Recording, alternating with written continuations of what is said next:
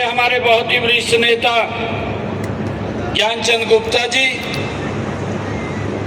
पंजाब से हमारे पूर्व में वित्त मंत्री रहे, बहुत ही वरिष्ठ नेता भारतीय जनता पार्टी मनप्रीत बादल जी, इस क्षेत्र से जिन्होंने चुनाव लड़ा, और भारतीय जनता पार्टी की प्रदेश की उपाध्यक्षा बंतो कटारिया जी, गौ सेवा आयोग के हमारे चेयरमैन श्रवण गर्ग जी, पंचकुला के हमारे मेयर कुलभूषण गोयल जी, ओम प्रकाश देवीनगर जी, और हमारे बहुत ही लोगों की दिलों की धड़कन जब वो मंच के ऊपर होते हैं तो सामने लोगों का जो जोश, जो उत्साह वो देखने को मिलता है। ऐसे हमारे कन्हैया मित्तल जी गायक, जो भजन सम्राट जिनको हम कहते हैं, हमारे युवा मोर्चा के प्रदेश के अध्यक्ष योगेंद्र शर्मा जी, भारतीय जनता पार्टी के प्रदेश के सचिव राहुल राणा जी, हमारे पूर्व जिलाध्यक्ष दीपक शर्मा जी, और माधव गौशाला चैरिटेबल ट्रस्ट के हमारे पदाधिकारी सलाहकार ब्रिजलाल गर्ग जी, हमारे चेयरमैन कैलाश मित्तल जी, अध्यक्ष तेजपाल गुप्ता जी, माधव गौशाला चैरिटेबल ट्रस्ट के महामंत्री वीरेंद्र गर्ग जी, कोषाध्यक्ष जीवन जिंदल जी,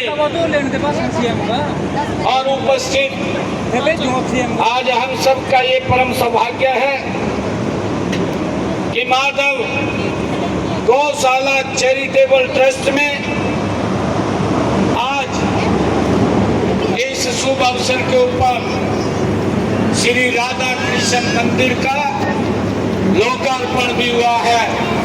भगवान श्री कृष्ण और राधा आज इस भूमि के ऊपर विराजमान हुए हैं। इसके लिए मैं आप सबको बहुत बहुत बधाई देता हूँ, शुभकामनाएं देता हूँ। मेरा ये परम सौभाग्य भी है कि शिवालिक की गरिमालाओं की गोद में श्री माधव गौशाला में आज भगवान श्री कृष्ण का रूप आज यहाँ विराजमान है। इसके लिए आप सबको बहुत बहुत बधाई।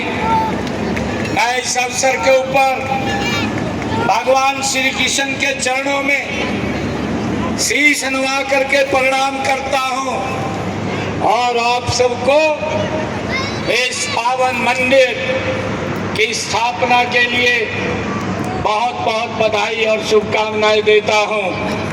आप सब महानुभाव को मैं दोनों हाथ जोड़ करके प्रणाम करता हूँ, राम राम करता हूँ। आप सब जानते भी हैं भगवान श्री कृष्ण और गौ माता का एक अत्यंत गहरा और पवित्र रिश्ता संबंध रहा है। उन्होंने अपने बचपन में ही जीवन का एक बड़ा हिस्सा गोकुल और वृंदावन के ग्वालों के रूप में बिताया है। वे गाय चराया करते थे और गौ सेवाओं को वो अपने जीवन में एक धर्म के रूप में मानते थे। मुझे खुशी है कि इस गौशाला में राधा कृष्ण का मंदिर बनने के बारे यह बात चरितार्थ होती है कि जहाँ गौ माता की सेवा होती है वहाँ भगवान श्री कृष्ण स्वयं वास करने लग जाते हैं। ये हमारे लिए बड़े गर्व की बात है। गौ सेवा श्री कृष्ण की बाल लीलाओं की एक प्रतीक है। या इस गौशाला में राधा कृष्ण मंदिर बनना उनके बचपन को लौटाने जैसा है। मुझे खुशी है कि भगवान श्री कृष्ण जी के दो प्रसिद्ध नाम हुए हैं, गोविंद और गोपाल। गोविंद का अर्थ है गायों के रक्षक और गोपाल का अर्थ है गोपालक।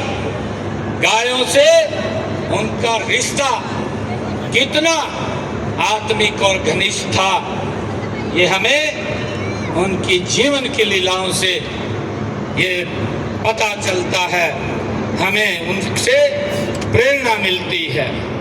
मुझे ये भी खुशी है कि इस गौशाला में श्री राधा कृष्ण मंदिर की स्थापना से इसकी पवित्रता कई गुना बढ़ गई है।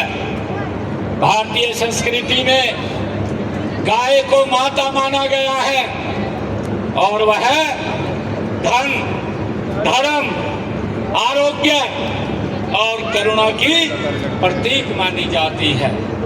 श्री कृष्ण जी स्वयं इस भावना के प्रतीक बने कि उन्होंने यह सिखाया कि गौ माता का सम्मान करना धर्म, मानवता और प्रकृति का सम्मान करना है। ये हम सब के लिए बड़े गर्व की बात है कि श्री कृष्ण जी का जीवन हमें यह सिखाता है कि गौ सेवा एक योग्य है, एक ऐसा कर्म है जो आत्मा को प्रभु के करीब लाता है। उन्होंने दिखाया है कि जब हम प्रकृति, पशु और समाज के साथ करुणा से पेश आते हैं तो हम सच्चे अर्थों में धर्म के मार्ग पर आगे चलते हैं। ये केवल गायों से ही नहीं, बछड़ों से भी अत्यधिक स्नेह करते थे। उनकी लीलाओं में गोवत्सों को गले लगाना, उनके साथ खेलना, यह सब दर्शाता है कि प्रेम और करुणा केवल मनुष्य तक सीमित नहीं बल्कि समस्त जीवों के लिए होनी चाहिए। ये भगवान श्री कृष्ण के लीलाओं से हमें सीखने को मिलता है। मुझे खुशी है कि माधव गौशाला में स्थापित इस मंदिर में आकर लोग शांति, प्रेम और भक्ति का अनुभव करेंगे। इस राधा कृष्ण की भक्ति हमारी भारतीय संस्कृति का हृदय है। यह हमें सिखाती है कि जीवन का मूल्य प्रेम, करुणा और सेवा में ही निहित है। इस मंदिर के माध्यम से हम अपनी भावी पीढ़ियों को अपनी सांस्कृतिक जड़ों से जोड़ रहे हैं। यहाँ होने वाले भजन, संध्या और अन्य धार्मिक आयोजनों हमारे समाज में एकता और सद्भाव को बढ़ावा देंगे। राधा कृष्ण का प्रेम और भक्ति का रिश्ता हमें ईश्वर के प्रति निस्वार्थ समर्पण का भाव ये दिखाता है।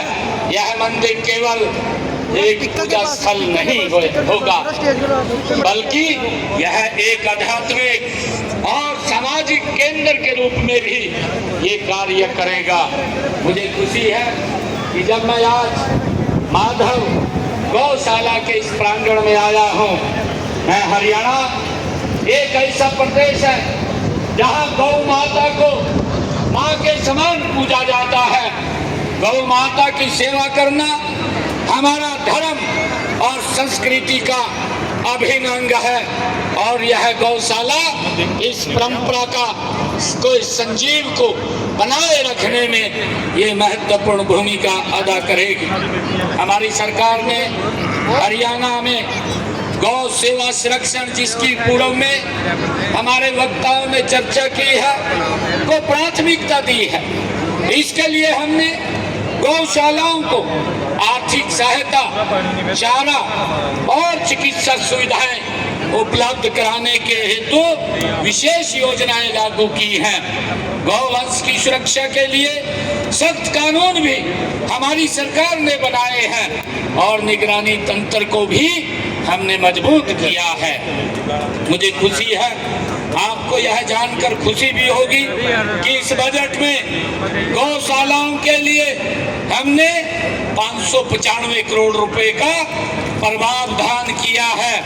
ये प्रावधान जब 2014 से पहले हमने जन सेवा का दायित्व संभाला था, जब आदरणीय नरेंद्र मोदी जी के नेतृत्व में 2014 में आप सबके आशीर्वाद से देश में आदरणीय प्रधानमंत्री जी जो प्रधान सेवक के रूप में उन्होंने जिम्मेवारी ली थी और हरियाणा में आदरणीय मनोहर लाल जी मुख्यमंत्री बने थे। ये 2014 से पहले जो बजट था वो मात्र 2 करोड़ रुपए था, जिसको हमने 10 वर्षों के अंदर बढ़ा करके 595 करोड़ रुपया कर दिया है। भाइयों, इसका लाभ ये गौशालाओं को और हमारे गोवंशों को इसका बड़ा लाभ मिल रहा है। हमने इस वित्त वर्ष में भी 1 लाख एकड़ भूमि में प्राकृतिक खेती करने का लक्ष्य रखा है। हमने पंचगव्य में के महत्व को देखते हुए देसी गाय के पालन को हमने बढ़ावा दिया है। इस वित्त वर्ष के बजट में मैंने देसी गाय खरीदने के लिए किसानों को जो पहले 25,000 रुपया देते थे, अब उसको बढ़ा करके अगर कोई किसान देसी गाय घर में रखने के लिए खरीदता है, हरियाणा सरकार 30,000 रुपए का उसको सहायता करेगी। ये निर्णय हमने इसके अंदर किया है। हमने गौ माता बेसहारा न रहे, इसके लिए हमने 3 गौ अभयारण्य भी हरियाणा प्रदेश के अंदर बनाए हैं। इनमें से एक गांव नैन जिला पानीपत के अंदर बना है, जहां से हमारे एजुकेशन मिनिस्टर महिपाल ढांडा जी हैं। दूसरा डुंडर गांव हिसार के अंदर, और तीसरा ये यहाँ जो सुखदर्शनपुर के अंदर जो गौ माधव गौशाला है, यहाँ पर हमने इसको भाइयों गौभरण के रूप में विकसित कर रहे हैं। अभी ज्ञानचंद जी गुप्ता बोल रहे थे कि यहाँ पर जो गौचरान की भूमि है, उस भूमि को इस गौशाला के साथ जोड़ दिया जाए। मैं आज ये बात कहना चाहता हूँ क्योंकि हमने जब पिछले दिनों पूरे प्रदेश के जो गौ सेवक थे उन सबको बुलाया था और उसमें मैंने घोषणा की थी कि जो गौचरान की भूमि है वो गौ के चारे के लिए हम उपयोग कर सकेंगे, आप उसका उपयोग कर सकेंगे। ये बात मैं आज आपके बीच में कह रहा हूँ।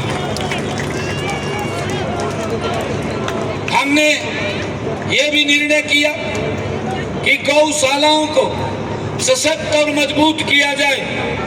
इनमें चाहे शेड की व्यवस्था की बात हो, चाहे पीने के पानी की व्यवस्था की बात हो, चाहे चारे की व्यवस्था की बात हो, इसके लिए हमने 8 करोड़ रुपए वो जारी किए हैं इस वर्ष में। इनमें से लगभग 6500 बेसहारा गौवंश को आश्रय दिया जा चुका है।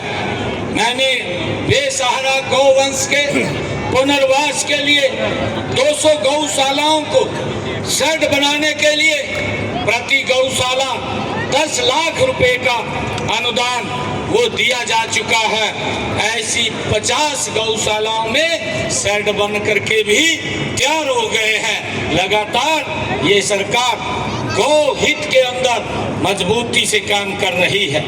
मैं ये भी बताना चाहूँगा कि जब अगर हम मानचित्र के ऊपर देखते हैं 2014 से पहले हरियाणा प्रदेश के अंदर मात्र 215 गौशालाएं थी, जिनमें 1,74,000 हमारी बेसहारा गौ माता वहाँ रहती थी। परंतु मुझे खुशी है आप लोगों को बताते हुए इन 10 वर्षों के अंदर हमारी सरकार ने, ये डबल इंजन की सरकार ने गति से काम किया है। आज हरियाणा प्रदेश के अंदर 683 गौशालाएं पंजीकृत हैं, जिनमें 4 लाख से ज्यादा बेसहारा गौवंश का पालन पोषण करने का काम ये हमारी सरकार में हो रहा है। मुझे ये भी खुशी है कि हमने इन पंजीकृत गौशालाओं में पिछले 10 वर्षों में हरियाणा प्रदेश के अंदर 270 करोड़ रुपया चारे के लिए गौशालाओं में भेजने का काम वो अनुदान के रूप में हमने किया है। पिछले वित्त वर्ष में 608 गौशालाओं की वो चारे